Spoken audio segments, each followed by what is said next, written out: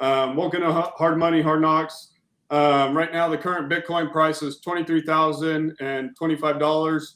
$1 could buy you 4,343 Satoshis, and the current block height is 747,709.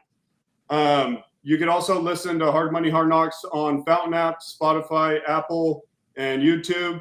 And today we're going to be having specific Mills from the Nashville Bitcoiners on to join us and talk about what's going on with our next door neighbors out in Nashville. So Mills, welcome and thank you for joining us. Thanks so much for having me. Excited to be here. A Tennessee podcast. Yeah. Oh yeah. Well, why don't you go ahead and just tell us a little bit of your Bitcoin background and just how you got here. Wow, it's a long story. No, I would say meetups are actually how I went from just being a dollar cost averager Bitcoin that knew about Bitcoin, thought it was good, I guess, but not an evangelist of the Bitcoin cult or religion. But I was in New York for 12 years and went to New York City Bit Devs, run by Jay and a few folks out there. And that was the turning point for me realizing that Bitcoin was more than, maybe an investment or maybe a currency. I definitely had understanding, but it went to, wow, this is actually a movement and a community behind that, utilizing that tool. And I don't think at that point I was like, oh, hyper Bitcoinization, but I definitely saw that, especially in light of COVID and kind of losing my previous community, the only people that were brave enough or interested in hanging out in person were Bitcoiners. And I was desperate for community and people. And so that was kind of it wasn't a trick, but that was the onboard for me to then really get involved and then decide to move to Nashville, and knew in moving to Nashville that I had to start a meetup. That was how I was going to find friends that I agreed about at least some things with, or at least had the freedom to disagree with on the whole. Yeah. So what made you move to Nashville? Did you have a job before moving there, or you just wanted to get out of New York like I wanted to get out of California? I mean, I had been in New York for 12 years and it was home. And I was actually there. I came back to Nashville last night and I was there this weekend for the first time since leaving. And it was weird because it's still the most familiar place on earth to me. I know how to get places. I know where things are. I know where the things I like are. But it had gotten more and more difficult with COVID and with the regulations. It was just becoming very unlivable. And a lot of people had left. And things were changing a lot. And I stuck it out a long time.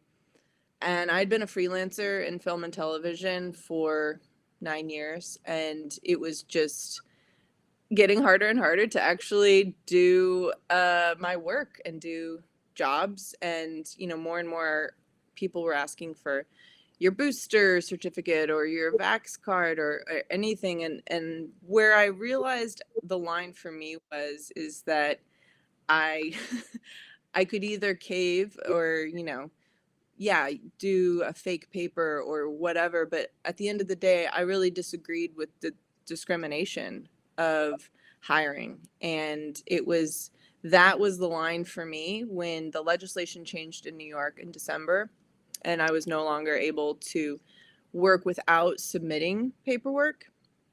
That was for me the point where I was like, well, I guess I don't do that anymore. And I had moved to Nashville thinking I had more time to kind of build momentum in a community of work colleagues in film and television in Nashville. And that runway was a lot shorter than I thought it was going to be. But I was commuting back and forth from August until December. I was back and forth every weekend or two doing a commercial or, a smaller shoot back and forth. So I did not have a job. I was maintaining my job in New York remotely. And then I had always said I would never work in Bitcoin. I was a pleb for life. It was not my profession. It was my hobby. Bitcoin is my sports team. I've said all those things, but it really reached a point of, well, I guess they'll let me work, without providing or, discriminatory hiring. And that was kind of the shift for me. But why I actually picked Nashville originally was I made a spreadsheet of all the states and their freedoms and their liberties. And I just listed what I really wanted to research and see what they had to offer. And that was kind of, I had this awakening that of all the places in the world, the US was actually the most free. As much as I've always wanted to live abroad and live in different countries, the freedoms here are really unparalleled. And state by state, there's definitely a variety of freedoms. And through that research, Tennessee was really high on the list. And I had never been to Tennessee. So I came last spring and scouted it out and thought, yeah, I could live here. It's a big enough, it's like a small city or a medium city. And then it was, that was when I first met Rod and said, hey, I'm going to move here at some point. I'm not exactly sure how much longer I'll make it in New York before just needing to get out. But when I do, I want to start a meetup. And he's like, oh, I've been here for years, wanted one for a couple years, but I don't know anyone else that's here that's into it. So that was kind of the beginning. So even though our first meetup wasn't until August 18th, it really was kind of born in June, right after Bitcoin 21. He came back from the conference and my brother had met him there and connected us. So that's the long story. Thank you for listening to my monologue. Yeah, oh, that's super cool. I was always curious because, I know you guys got multiple people there helping out get that meetup going. So, yeah, I was always curious kind of how you two met. And, but really, similar background with me, as far as like looking at the states with more liberties than others, and was just really trying to find a freedom state to come move my future family to and everything. I saw on your Twitter bio, God-fearing, and just, I'm in the Bible Belt over here, and just, living in California, just very non-religious, and I just feel, that's not a place where I want to raise my family, and just a lot more peaceful out here, way more beautiful. And it's been so far just such a great decision moving out to Knoxville for myself and my fiance. So just really glad to be out here. And it's really cool seeing other Bitcoiners move. And, because the sovereign individual really kind of got me to this point, and just realizing how much choice I do have in my life. My parents aren't going to be able to help me out and, support my family if things go wrong in my future. So how can I align myself best for myself and my future family? And unfortunately, that was me having to move away from my family, but I didn't have much going for me there. And having a Bitcoin job when I got here, I just knew I had to get involved with what I'm sure you, as like I believe what Bitcoin is going to do in the future. I just knew, I got to get my foot in the door now. I want to be involved with Bitcoin. I can see it being a job that's around forever, for the rest of my lifetime. And, what a great opportunity to be getting involved with Bitcoin this early on. So super cool. And what exactly do you do for Bitcoin Magazine? So I'm the head of studios, head of Bitcoin Magazine Studios. So we're developing original content series, and it's longer form content it's mostly documentary. It's not scripted or narrative, but I am very fortunate to be able to have thought I left my film career behind, but then to get to tell stories within the Bitcoin space. And it's the Wild West in so many ways. There's a lot of people now, there's new shows popping up all the time, and it's a really wonderful, not race for arms, but just, to document these early years. As you said, like, this is the beginning of a long industry and probably our lifetimes, but we're getting to be at the forefront and kind of document and also explain. It's people ask a lot, are they educational shows, are they entertainment? and it's kind of all different angles. There's people that are, they're pre-coiners. They don't know about Bitcoin yet. But then there's also people that maybe understand some aspects but don't understand others. And I think I'm not necessarily trying to evangelize necessarily, but I think people that value freedom for the most part probably already love Bitcoin. They just don't know it yet. Mm-hmm. Yeah, and this kind of goes on to my next question. What is your favorite aspect of the Bitcoin rabbit hole? Mining, Lightning, whatever it may be, but kind of piggybacking off what you were just saying, hitting people, especially being from California and New York for yourself, hitting people with the freedom aspect of Bitcoin, freedom money. You tell them about what happened in Canada with the truckers and everything. And that is such an easy way to get some people who are freedom lovers onto Bitcoin, at least their first touch. Yeah, I think freedom might be my favorite thing, period, but I think that might be my favorite thing truly of Bitcoin. And when I'm talking to people, I typically try to figure out what they value and why they value it, and that's how I'm gonna talk to them about Bitcoin. If they're, it just depends on what their value system is currently prioritizing. And not necessarily everyone, but in Nashville specifically and in Tennessee, there is a valuation on freedom. I think there's a difference in that, at least through COVID, there wasn't the same fight that there was in New York. And so, I don't think if you don't fight for something, you don't value it as much. And I think I definitely am very thankful and grateful for the freedom that I'm afforded here in Nashville that I was not afforded in New York. And I think about that all the time. But I think freedom and the not that it's not a little scary. Every time I do any large transaction, I always think like there's no customer service. Like that's in my head. There's no customer service that I call up. I'm like, well, I lost that. And that will never come back to me probably. So I still feel like my heart starts racing anytime I'm moving anything to cold storage. I'm like, I really hope I don't mess this up. I really, I hope I put this address in right. I hope this is all correct. But I also love the individuality of it, that it is mine. It's private property, and I'm the only one that knows. And that is in some ways thrilling, and in some ways, yeah, terrifying, but it is ultimate freedom. And I think the more and more seeing what happens in other countries, what's happened in Australia, what's happened in Canada, what's happened, all around, it's such a good reminder that we have a lot of freedom still. Mm-hmm. Yeah, and I remember and I'm not recommending this to any listeners, but I originally started buying on BlockFi, and then I remember withdrawing it to go to cold storage. It took a few days. I had to, they had to like review it and stuff. I'm like, that's not Bitcoin. And yeah, to think of freedom money and just everything that it could do. And I would rather have that responsibility on myself than have my wealth in somebody else's hands. After seeing everything that's going on, I don't know how true, the stories are, but like stuff in China with the banks, people trying to withdraw their money from the banks in China and not being able to.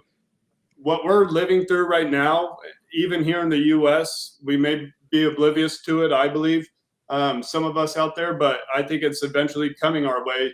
Something similar, along those lines, whether it be because you're not getting the monkeypox vax, or, you said this about whatever, and you start bringing in CBDCs, and that stuff terrifies me. And I'd rather, take the chance in my own hands and take control of my wealth. And it's helping me become a more responsible person overall, keeping track of everything a lot better. And just what it's doing for my sovereignty has been incredible.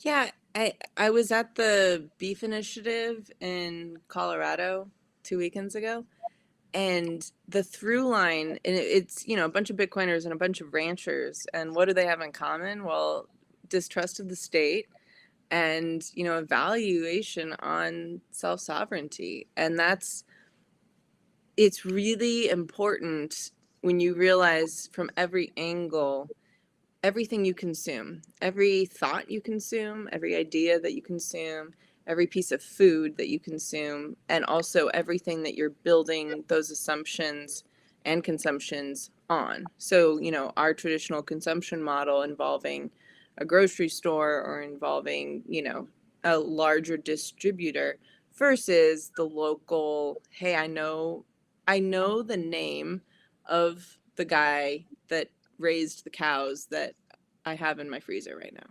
I shook his hand. And I have been to the farm where those cows live. And that's the most hyper local accountability. And when supply chains get disrupted or broken, or there's, anything that disrupts them, to have that direct community relationship is pretty powerful. And Mm. that's, being a sovereign individual, it's not all about doing everything and being a self-sufficient individual that are doing your own regenerative sustainable farming all by yourself in the middle of nowhere, and you don't need anyone and you're off the grid and you get your energy from nature. It's also about being a part of a community and being able to provide resources and share resources. And I think this is where I love the circular economy of Bitcoin. I love using Bitcoin. I don't like saying spending Bitcoin, because I think of it more as using, right? And it doesn't mean that I'm net negative Bitcoin. It just means that I used it in an ability to show someone else, or I I met someone at the airport the other day and gave him $10 of Bitcoin. And in my mind, what a better way to tell someone about Bitcoin than to have them download a wallet and give them some Bitcoin. Mhm. I don't think of it as I spent it and I've lost it and I'll never have that. That's, I think, the beautiful model with dollar cost averaging. I feel like, well, I think it's going to all be okay. I'm not worried about timing my buy on the market or anything like that. I can just be, slow and steady, hopefully, hopefully win the race. Yeah, and with my money, I view it, if I could be less selfish with my money, I believe Bitcoin will continue to give more to me. If I continue to uh, provide situations for Bitcoin adoption, I believe Bitcoin will take care of me, essentially, in a way. I didn't find Bitcoin; Bitcoin found me, and what it's done for my life in the past year and a half since I've gotten into it has been incredible. So if I could find ways of just giving a few bucks here or there to somebody, and I'm a big fan of uh, using my, not spending. What'd you just say? Yeah, using Using, Bitcoin. using my Bitcoin as well. If somebody's going to offer the service to be able to accept Bitcoin payments, they're sticking their neck out there this early on. I want to at least give them some business, because I know more than likely they're not getting a ton. So I want to essentially say thank you. And that's by giving away my hard earned sats and giving a sound money for what you're doing. So I'm a big fan of that as well. I have, debates with my buddies, friends don't let friends spend Bitcoin kind of thing.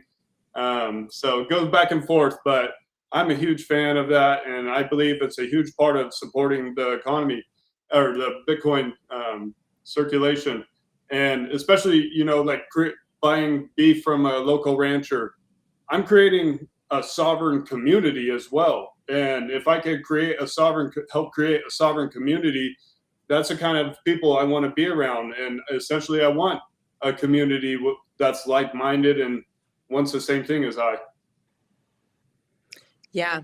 And I think meetups are a really great place for people to practice using Bitcoin.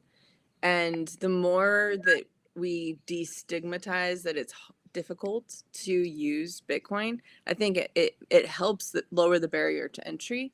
And one of the ways, we have a food vendor here at our meetup, and it's been really fun. That the first time I called, I called her kind of saying like, hey, we're looking for a food vendor, and it's for this meetup. We're focused on Bitcoin. I don't know if you know anything about Bitcoin. And I found out I was on speakerphone, and her boyfriend heard and was like, you know, pay attention. Like, yeah, this is great. And it's been very, very amazingly rewarding that they were so eager to work with us and to figure out how to accept Bitcoin, and then become, now proudly accepting Bitcoin and looking forward to our meetup every month. And that's like a deepening of the root of what you're saying, a sovereign community where we're giving people that attend the meetup an opportunity to use Bitcoin,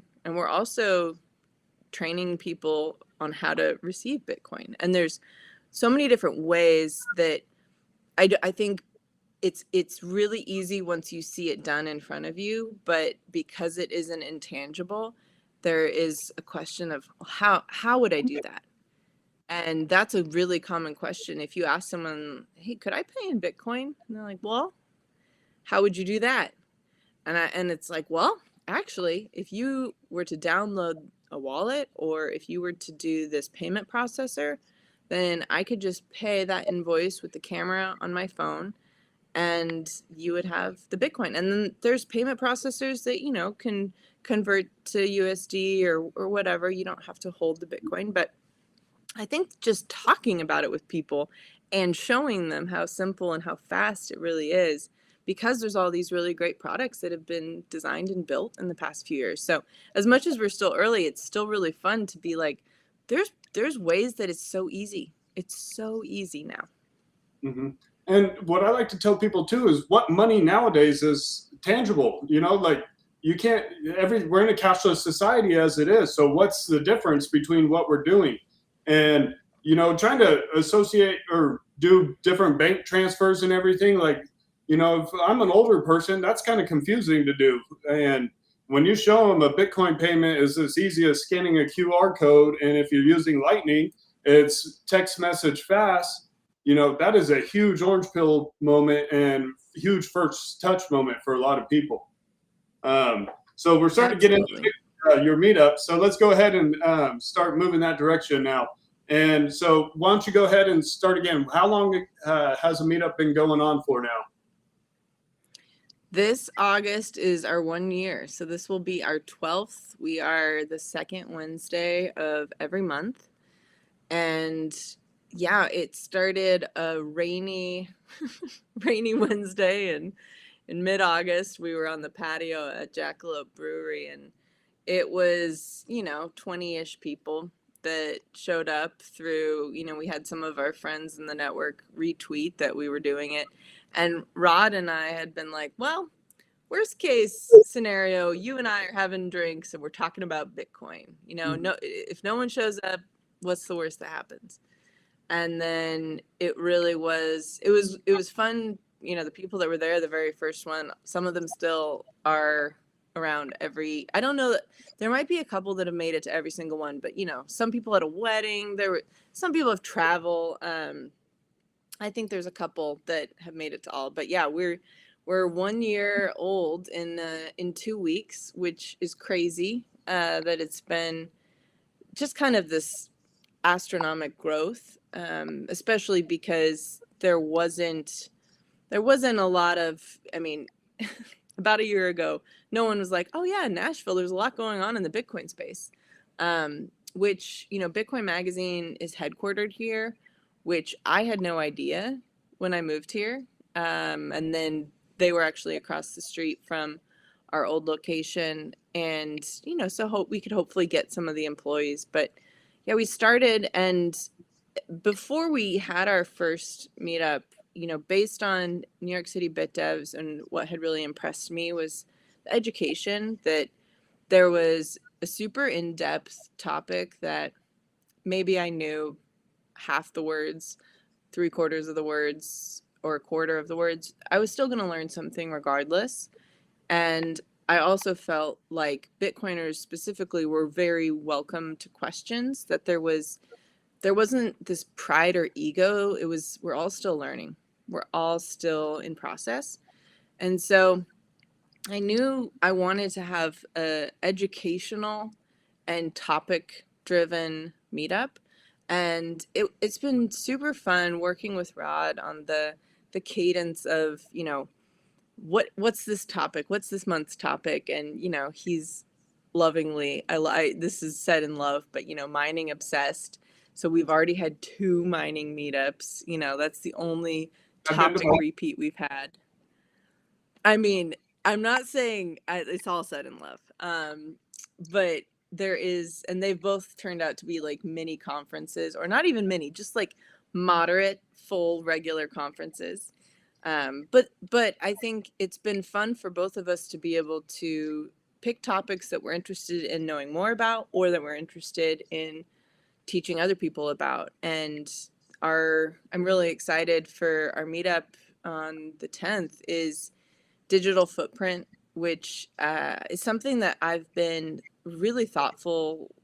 Like, I think not a lot of people are always as suspicious, maybe, as I have been, of like what's out there, who knows what, who can find out what about me, about where I am, and maybe maybe it's a good thing, maybe it's not a great thing, but I've definitely had a lot of interactions with people on different levels of privacy and NIM level that I'm like, okay, well, what about this? And what's the way to interact with this? And what's a more secure way that I could do this? And so the digital footprint meetup will be a more high level of taking in inventory, taking into account like what you have out there and ways in which you are surrendering your private personal data and potential implications. But it's much more, I guess, being mindful of the way in which you're giving information away. So that I'm really excited about that topic. It's something I've talked with Uncle Rockstar about a lot. And Rockstar Dev is his NIM Rockstar is gonna fade away into the sunset and be no more. So we have him speaking at our meetup on Wednesday, and then he and I are going to do a smaller workshop with a more hands-on, like specific situation, and just we've gone through like some really granular. Well, if you want to do it this way, so that'll be more in the workshop of digital identity, and then his funeral for his NIM will be on Saturday. So it'll be a fun week at Bitcoin Park in Nashville. So, I hope, I hope, I hope we make it through. It's a lot of partying is what it feels like, and then there's the time like, well, I need to do work too. Like, it is so fun to be in person with everyone. But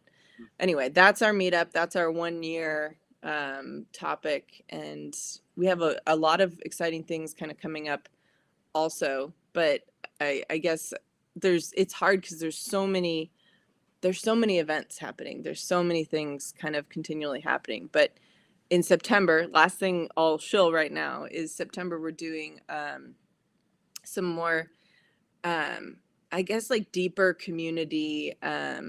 It's like educating the meetup organizers as well. And I think, Rod and I have both learned a lot. And, Matt joined us pretty regularly, honestly, since last fall. Matt Odell's been a new, and he's the new co-founder, the new co-organizer of the meetup as well. But we've just had a lot of learnings of what works and what works for this market. And specifically in Nashville, we don't have a lot of tech. We don't have a lot of developers that live here. So whereas Austin BitDevs is this vibrant and robust community, we don't have that yet. And so figuring out what this community at this stage in growth wants and needs, and how we hopefully attract more developers, because it would be awesome to have a more well-rounded technical side of it as well. So yeah, we run an educational and sometimes technical on certain topics, but more than anything, it's discussion, panel, fireside chat, different speakers in different Bitcoin jobs and products. Right on. I'll be out there next month for the Grassroots Nashville event. So Awesome. looking forward to that. I'm glad I'm nice and close for it. So yeah, you don't have long to travel. yeah, no. But it's I really loved starting a meetup. I came across the Nashville Bitcoiners, and I really loved the structure aspect of it. You know, let's have an idea of where we're going to go with this, and not just, oh, we're just going to get together kind of thing. I feel like it provides people a chance to get have a lot of attention to that and get excited for that particular meetup.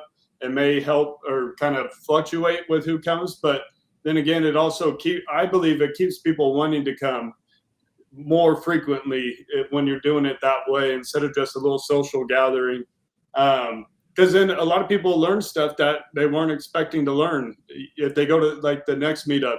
If I'm somebody fairly new and I go to a digital footprint meetup and I'm not knowing what I'm going to be hearing, and then I hear all those things, and I know from being fairly new still, like hearing the digital footprint and thinking like, wow, I need to start considering this more. That's a great meetup to just walk into. So I really love that structure aspect of it, and I try to recommend it to any new people starting a meetup because I feel like that is the easiest way to kind of go about things without having to try too hard to get people coming back and forth. Yeah, and also it's with each topic, there's deeper and deeper levels that you can go into and revisit too. And there's so many angles, both for mining and for even for lightning and for open source development. Like there's so many layers that you can hit. So I do think there is a room for social meetups where you're just hanging out, and I like that we have that component at the end and our breaks, and that's the meetup too, right? But then there's also the element of education where even if you listened to half a talk and then you got stir crazy and you left, whatever, that you're able to learn things that you might not have initially sought out to learn. So I think it's a good, hopefully keeps it fresh. Yeah. And I feel like you guys really do kind of do a good broad variety of topics as well. Not just the basic ones to like how to, building and Bitcoin and stuff like that. So really different topics that attract different people. So, and then what's the age range like at your guys' meetups? While I'm thinking about it, also for next month, we have Building in Bitcoin. I think it's 3 p.m. It'll be next door with Dr. FOMO and Rod at home mining, Building in Bitcoin workshop. The age, it's funny. I've been to maybe like 7 or 8 meetups in the US. I would say, with all due respect, we have the most old people than that any meetup that I've been to. It's really cool. I would say there's people, we have a couple teenagers, but it's mostly, some 20s, 30s, 40s, 50s, 60s. And there's some people in their 70s too. And it's always very deeply humbling to talk to my elders, that are coming for the education. They're coming to learn, and they're asking really great questions. They're super sharp, and it's kind of the way I feel about when I'm, looking for a church to go to. I don't want it to be all the same stage of life. I don't want it to be the same demographic. There should be families and old people and young people and, the whole mixture. Because there's so many different vantage points. But I mean, it's predominantly male, but I get a lot of DMs like, do women actually come to this too? I'm like, yeah, I'm not the only woman. There are other women that are there too. Yep. And I've definitely been the only woman at some meetups, but it is cool to have a mixture, and there's couples that come, and there's been some families that will come and, father son or parents and kids. Like it's definitely, yeah, we have free beers, but we've always really stuck to just beer and wine and never really had. We've had cocktails at one of our, like I had a pop-up that was, lightning payment cocktails, but we kind of, it's less about getting really drunk and more about, having a social time hanging out.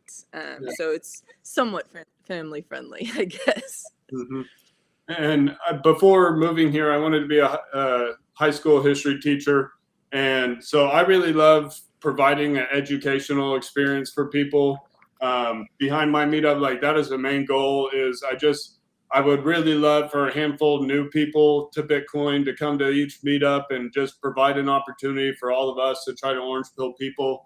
And I mean, it's just such a vital aspect of educating people and not leading them down the wrong way, because when you go on YouTube and stuff, it's so easily to be led astray.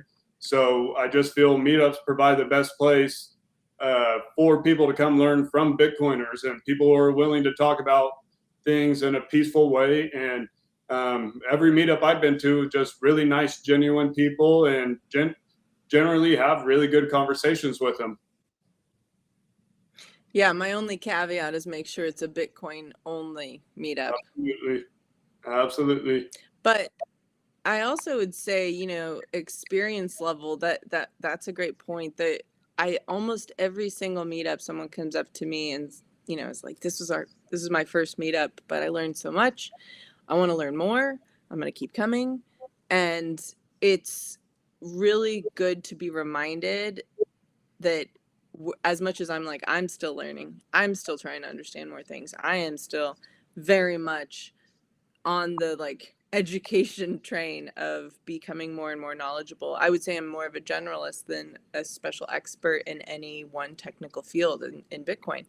But remembering that I could still help get someone to my level and point them to the resources that helped me. And I think that is one of the things, because as you mentioned, there's so much on YouTube, there's so many articles, there's so many publications, that being able to point people to good resources and good, whether it's people to follow on Twitter or it's good people to, read. Exactly. I feel like pointing people to a way that they can do their own education and do their own work, but that we're also not just saying, yeah, go figure it out. Go on Reddit or go just learn the hard way. I think there is letting people stand on our shoulders. And I think that's part of the beauty of community. And hopefully everyone feels welcome to ask questions and to be like, what is a good resource? What is a good place, to start?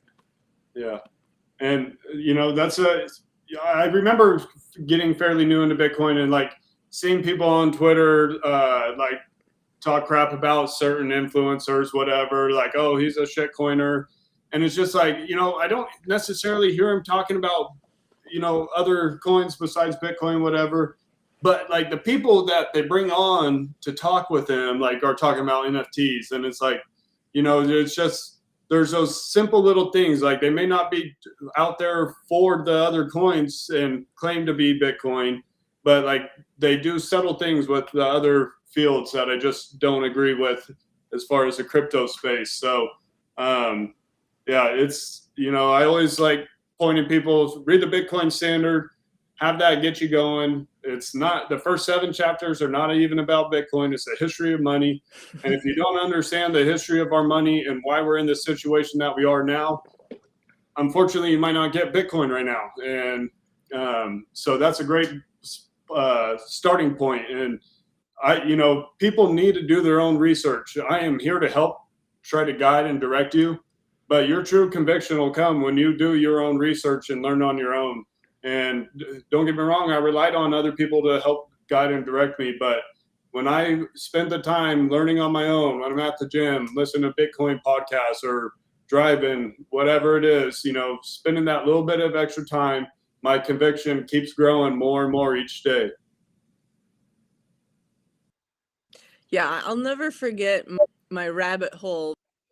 I feel like a late bloomer in that I live in the Bitcoin space and then was like, oh, this is what they were talking about. I hadn't had that experience before, and I'm like podcasts or books or whatever, like in the shower. Wow, like every single space time was an opportunity to consume more and more research, and there were more questions and there were more things to find. And I remember after exiting that season of all consuming, thinking, well, I guess that's why the rabbit hole, you know, I fell. It happened eventually. And I think some people have never experienced it still, and it really is kind of nothing. I mean, it's like all that comes out of your mouth. And I mean, my poor friends have started joking about taxing me every time I say the word Bitcoin. My normie friends. My Bitcoin friends are fine with it, obviously. My Bitcoin friend wouldn't do that. No, they're like, yay. I'm glad we're talking about this. I just moved job sites, and I'm working now with a guy who's a Bitcoiner and just a really good friend of mine. And our boss told me, he's like, okay, you guys could only spend 15 minutes a day talking about Bitcoin. I'm like, that ain't gonna happen. And you guys are joking, obviously, but I mean, we do Bitcoin mining for work, so of course we're gonna be talking Bitcoin. So what aspect of you guys' meetup do you feel provides the most incentive? Like, if I'm new or from out of town, why should I come to the Nashville meetup? Well, the Nashville meetup has kind of exploded. So in a great way, there's a lot of people from out of town. So it's not only people local to Nashville. So great likelihood that you could meet someone that maybe you want to start a meetup with from your town, or get connected, you know, reach out to us. And I know Bitcoin Magazine is working to make a network for people to find Bitcoin only meetups, or people that want to start a Bitcoin only meetup in their town. So I guess it's a great way to come to something that already has momentum and that already has, you know, been working consistently, and then take what you think is great about it. I mean, this is what Bit Devs in New York and Jay, it was, hey, this is what I really love about this. Great, this format. There's sections of education between, and then there's hangout afterwards. Great. We figure out our new format. That's the format. And then how are we going to iterate and improvise? But I think it's really inspiring. And, you know, there's huge conferences, you know, there's Miami Bitcoin Magazine conference that is just 25,000 people, however many it was. There's smaller conference. There's something very special in person community. And I think online community is something that kind of can keep that network, and it can also help you find people. But I'm always going to advocate for taking it offline and being in person. And that's always going to be more impactful, more meaningful. And the more you can be with people that are in your area, it's going back to sovereignty. It's who do you call when there's a hurricane or a tornado or a storm or whatever. You know, you're building that network as well. Yeah. And then just your goals with the group moving forward. And why don't you go ahead and tell a little bit more about Bitcoin Park as well? Yeah, moving forward, we can't grow anymore. So I'm moving forward. I'm gonna offend more people, and no, it's been, we've had, I think we had close to 300 people last month, which was kind of crazy. And Bitcoin Park technically has the space. Does our room for discussions have the space for that many people?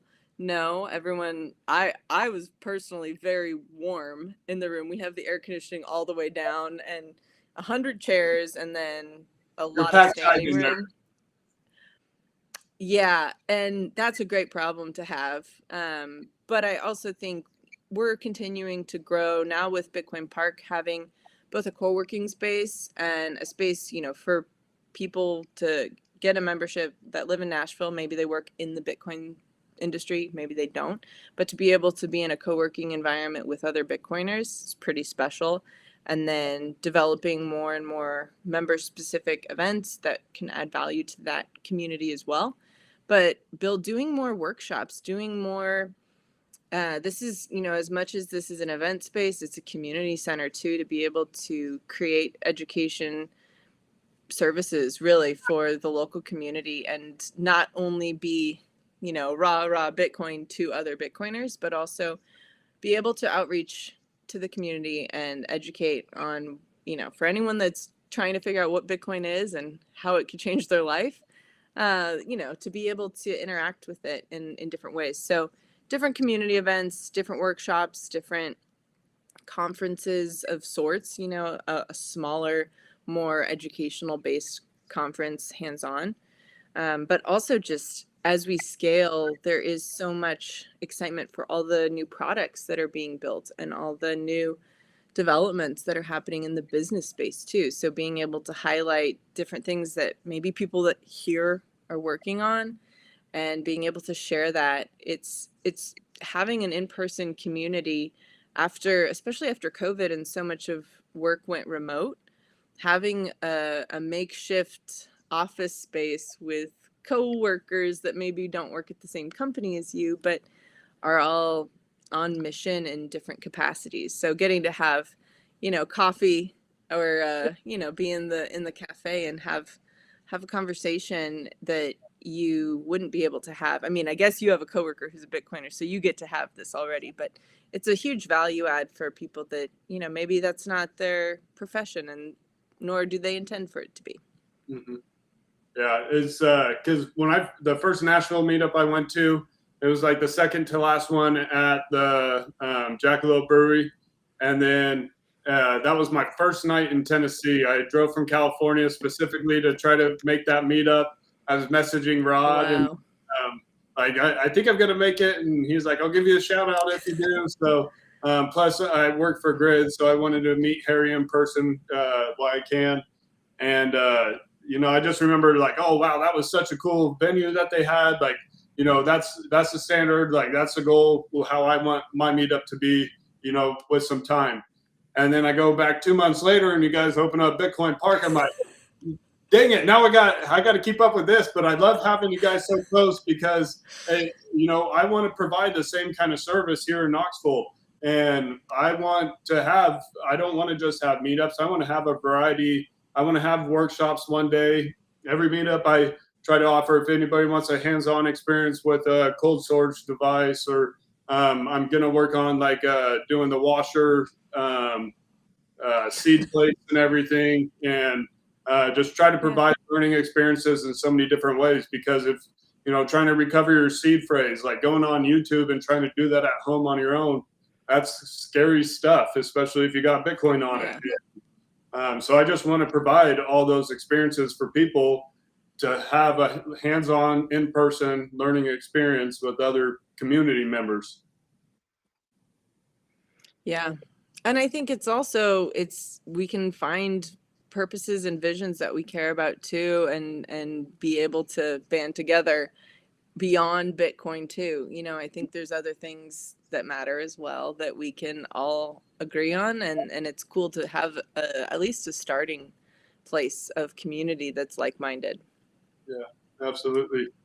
And then to kind of move away, a couple more questions off topic from the meetup. What are some current projects or events that are out there and that you're looking forward to? Whew, there's a lot. I'm really looking forward to. I'm very selfishly looking forward to everything that the Beef Initiative is doing. Has been really cool, partnering with Slim, and he's doing the Texas Beef Initiative, the Tennessee Beef Initiative, and the Colorado Beef Initiative. And I really think it's a great way to diversify maybe the people that are already involved in Bitcoin and reaching out to ranchers and farmers and bringing in more people that are really plugged in and really committed. So that's something that's really exciting to kind of be able to be a part of. We mentioned grassroots Bitcoin. There's also Bitcoin Amsterdam. Bitcoin Magazine is doing a European conference, which I got to go to Amsterdam this year for the first time, and it's such a cool city. And they're the you can't make anything illegal. They're the most freedom loving country in some ways. Obviously, they're still in Europe, and there's inherited lack of freedom from that. But I'm also have been really privileged to be able to kind of work on this campaign to help do some fundraising for Hodl legal defense, which there will be, I'm going to be spamming my poor Twitter feed that I very rarely use with all sorts of ways to get involved. But we'll be doing a fundraiser and just kind of building a community movement to help everyone kind of get together on, a very precious, case that I think we all believe in, but coming together to stand behind and support as well. So beyond that, I'm getting to live my dream, making, shows that are telling stories that really matter. We got to film some with some human rights activists in Oslo at the Oslo Freedom Forum and talking about Bitcoin as a freedom tool. And so yeah, my day in, day out is, at work, I'm working on Bitcoin stories, and then after hours, and then all throughout. But there's a lot that I'm really excited about. That was a smattering of a million things. I could say at least 10 more, but. And are you going to Bitcoin Amsterdam as well? I really hope so. I'm saying my prayers. Hopefully I make the cut. Yeah, that'd be really awesome. And then just final thoughts on the current Bitcoin space and things that are happening around the world. Well, Bitcoin space, I feel like there's been a lot of chatter about maximalism, which has been funny because it feels like the bear market has brought out. I actually kind of think it's great. Like I'm not like excited that the price of Bitcoin is where it is, but I really love the tension. I think it's really like everyone's not on a witch hunt, but like trying to make sure everyone's really in it, really committed. We got nothing So else to do. I think it's interesting. We got nothing to do. We're not excited about the price. So me and my buddy were just talking this other day. Like when price goes down, just the Bitcoiners just pick at. I mean, I haven't been around long enough, but he was telling me the Bitcoiners just absolutely go at each other and just start alienating people. And it's just really a kind of interesting time to go through. Being in kind of involved in the Bitcoin space and following what's going on. Yeah, I don't know if it's boredom as much as like making sure we batten down the hatches and are protected, and there's everyone that's behind our line is trusted. I don't know if it's suspicion or boredom, but I think it's. I mean, I have nothing to hide, I guess, so I think it's very funny. And some people have better senses of humor than others, but that's been something that's been interesting. And I also feel in some ways I like that the strong will survive, that there is that it's a test, it's a litmus test for were you over leveraged, were you betting on, I mean, how well do you understand Bitcoin is a lot of, well, how well are you faring in a bear market? And I think it's correlative, not always, but I think it's very interesting. I also feel like globally, Bitcoin has been, I don't know, it just seems like there's a lot more happening internationally, and the momentum, I don't know data points, but it does seem like it's accelerating in some way, whether there's, adoption or, legal tender, or there's, at least awareness or use case. I think it's very interesting to see as the economy is, in a precarious place in some ways and changing the definition of recession. It's very interesting because top of mind for a lot of people is the economy and is finances and is maybe the Federal Reserve and maybe inflation. And those are really easy ways to talk to normal people about Bitcoin. So I think from that angle, I'm not like laughing at it going up in flames or enjoying that this is happening, but I do think that it is a really great on-road to having conversations. Yeah, absolutely. I agree wholeheartedly. Well, Mills, I just really want to say thank you for taking this time to talk with me and let us know what's going on with the Nashville group.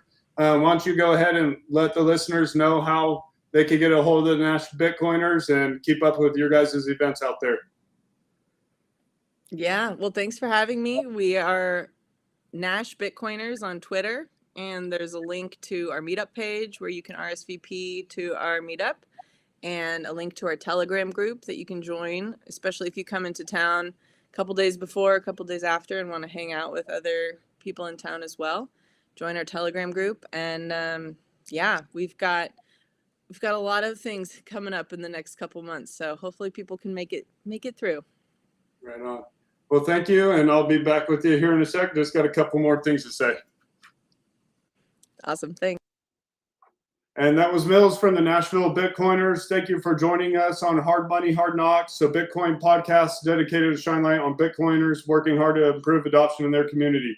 Once again, you can listen on Fountain App, Spotify, Apple, YouTube. And if you would please like and subscribe and share, I'd really appreciate that. And other than that, that's all we got today. We'll be with the Kent Bitcoiners from the United Kingdom on Thursday. So thank you for joining us and keep stacking hard.